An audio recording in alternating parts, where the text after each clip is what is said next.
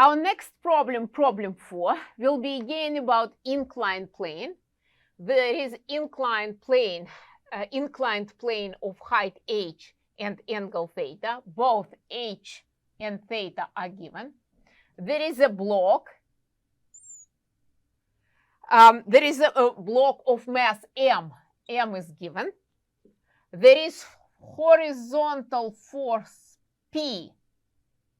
Magnitude of P and angle, both are given. So P is horizontal, P is given. The block starts at rest. The initial velocity at time moment 0 is 0. And there is friction between the block and the plane with coefficient of friction, which is given, it is mu. We want to find how fast will this block be going when it gets to the top of the inclined plane, when it gets to this point, top of the inclined plane. How fast means that we need to know the velocity at the point when it reaches to the top of the inclined plane. Okay, so which law will we use? We have forces acting on this block. If I use second law, F sub x is max, F sub y, may. If I know forces acting on the block, I can find the acceleration. But I don't need acceleration, I need velocity. What we need to understand that there is interconnection between all these topics that we covered already. This is dynamics, second law, but we don't forget about kinematics. We know that acceleration is rate of change of velocity. So if I find x component of acceleration, and in my case, if I choose this coordinate system, which will definitely help me, my y component of acceleration will be 0. So my x is along inclined plane. If I find a sub x, then I can find v sub x, x component of velocity, ax of t dt, and then I integrate one more time to find the position, because this will give me velocity at any time moment. Then I can integrate one more time to find position, and then I figure out time when it reaches this point. If I know time, I bring it back into velocity, and I will find velocity. So sounds like a plan, and there could be even shortcut to solve this problem. So at least we know the steps that we need to do. First of all, we start with the second law, and the plan is to find the acceleration that we will use to find the velocity. My coordinate system is already here. Next step, you know this, I need to draw the free body diagram. So let me isolate this block and I will apply all forces to the center of gravity. This is definitely not gravity. Somehow, if I have this center of gravity for this block, gravity is vertically down. Now I hope it is vertically down, force of gravity. Normal force is perpendicular to the surface. I apply all forces to the center of gravity. This is normal force. There is horizontal force Phi, and there is force of friction. The block is moving up, so force of friction is opposing the motion and is down. That's it. Here are all forces acting on this object. We already decided that our coordinate system will have x that will be along the inclined plane, and positive will be up, y will be perpendicular. Actually, we will have origin right here, origin of x. X will start here, but we will use it later. So far, that's all we need to write f sub x, f sub y, and find the components of acceleration. What will be net f sub x? I need to project all forces on my x-axis. So I will draw the line perpendicular to x. Again, there are different ways to do that. You can use whatever you want. Some people like doing that. I will just use this right triangle, this pink right triangle, as we did in our previous problem. This is 90 degrees. My original angle for the inclined plane is right here. It is theta. This is not a straight line. Let's correct it. This is my original inclined plane. This is theta. So I again figure out that this is theta, this is 90 minus theta, this is 90 minus theta, then this angle is theta. And then my x projection of gravity, since x is up, my x projection of gravity will be negative. It will be minus mg sine of opposite angle. Sine of opposite angle. Now I need to project P.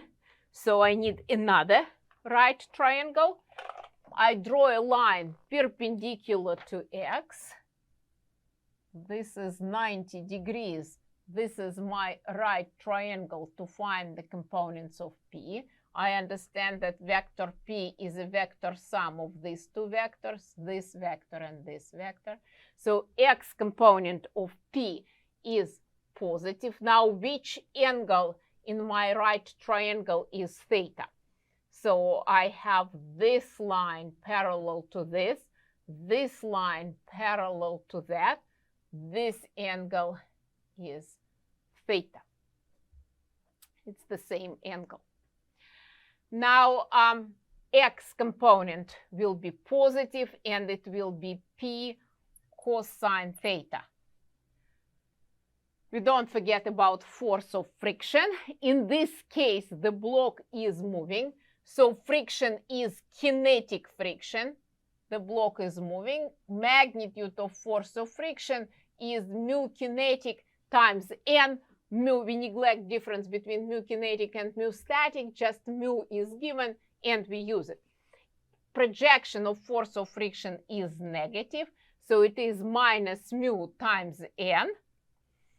And that's it. This is net force in x direction. This is equal to max. I cannot solve for ax immediately because I don't know normal force. I need Fy, may. For Fy, I have normal force with plus. Its projection is positive. I have negative projection of gravity minus mg cosine of adjacent angle minus mg cosine theta. I have negative y component of P. It is minus P times sine of opposite angle for this leg minus P sine theta. And this is equal to may, but ay is 0 because there is no acceleration in the direction perpendicular to the inclined plane. Now look at this. We have system of equations, two equations, two unknown variables. I don't know normal force and I don't know acceleration, and we can solve this system of equations. So from the second equation, I solve for normal force. Normal force is mg cosine theta plus p sine theta. And now I bring this normal force in the first equation, and I'll have one equation with one unknown variable, which is x component of acceleration. So it is minus mg sine theta plus p cosine theta minus mu. Normal force is mg cosine theta plus p sine theta plus p sine theta, and this is equal to max. I will write my final expression for acceleration right here, a sub x. All I need to do, I need to take the left-hand side of this equation and divide it by m. It will be minus mg sine theta. Minus mg sine theta. Oh, it's long. Do I have enough space? Let's start a little bit to the left, otherwise I'll get in trouble. A sub x right here is equal to minus mg sine theta, minus mg sine theta. This guy, plus p cosine theta, plus p cosine theta, minus mu. And then I have mg cosine theta, plus p sine theta, plus p sine theta. And I divide it by m. This is my x component of acceleration, and y component of acceleration with my choice of coordinate system is 0. Now let's look at this acceleration. Does it depend on time? No. Force P is constant. All forces do not depend on time. So this is case of constant acceleration, and I can use shortcut formula. So since acceleration does not depend on time, a is constant with respect to time, I will use this formula. Vx2 squared minus Vx1 squared is twice ax, x2 minus x1, which will allow me to find the velocity right at this point. So we are given that the block started at rest. The initial velocity is 0. Y component of velocity with my choice coordinate system is always 0. The block does not move perpendicular to the inclined plane. So I have Vx at the top is equal to, before I do that, let's figure out what is x2 minus x1. So we know acceleration. It is this one. I will not rewrite it. It is too long. But I need to figure out what is x2 minus x1. x2 minus x1. This is x2. x1 is 0. I put my origin there. So this is the length of length of this hypotenuse. Length of hypotenuse is h divided by sine theta. Opposite leg divided by sine theta. And now I'm ready to write my Vx at the top. Vx at the top, that's what we are looking for, is equal to 2 a sub x, where a sub x is given by this expression, and then x2 minus x1, which is a divided by sine theta. Vx2, I have squared, so we don't forget to take square root.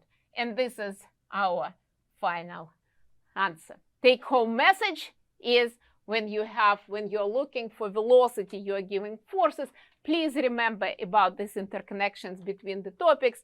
If we know the forces, we can find the acceleration. If we know acceleration, we can find velocity. Or vice versa, when we are given, for example, position, and we are looking for the net force, what will we do? We can differentiate once to find velocity, we can differentiate twice to find the acceleration, and if we know acceleration, then we will know net force. We solved this problem.